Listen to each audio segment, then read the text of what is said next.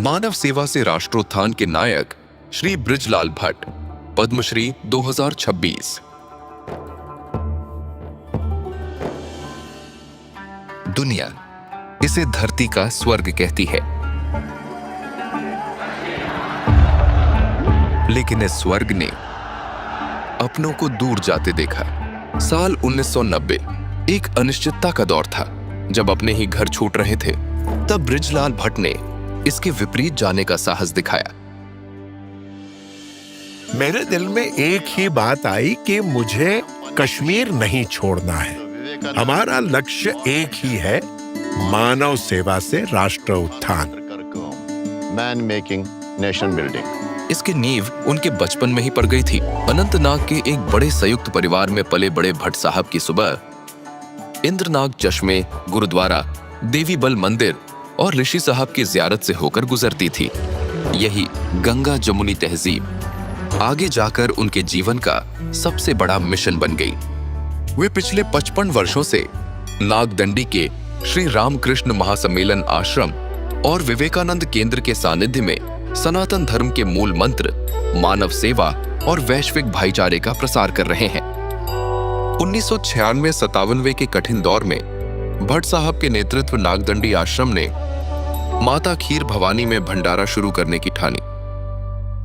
शुरू में भंडारे में माता खीर भवानी मुश्किल से 400-500 लोग थे, पर बिना किसी परवाह के हम बस आगे बढ़ते गए और मेरी अर्धांगिनी हर मोड़ पर मेरे साथ खड़ी रही। भरपूर साथ ताउन। उनके उस निडर पहेल का रंग आज साफ नजर आता है। 2024-25 में उसी भंडारे की पंगत में 35,000 से अधिक लोगों ने भोजन किया। समाज को जोड़ने के साथ साथ अमेरिका से हॉर्टिकल्चर की उच्च शिक्षा प्राप्त भट्ट साहब ने कश्मीर की बंजर और वीरान जमीनों को भी संवारा। वैज्ञानिक सोच से सेब और अखरोट के लहलहाते बाग खड़े किए। कोल्ड चेन और नई पैकेजिंग से गांव वालों को आत्मनिर्भर बनाया। युवाओं को योग शिक्षा शिविर, संस्कार वर्ग और युवा सम्मेलन द्वारा सही दिशा दिखाई ताकि उनके हाथों में कलम हो। अब वे नागदंडी आश्रम का विस्तार कर रहे हैं ताकि एक साथ 400 लोग वहां ठहर सके। आज कश्मीर का युवा जान चुका है कि असली ताकत आपसी भाईचारे में है। सम्मान और पुरस्कार तो बस एक पड़ाव है। उनकी असली वसीयत वो बीज है जो उन्होंने यहाँ के दिलों में बोए हैं।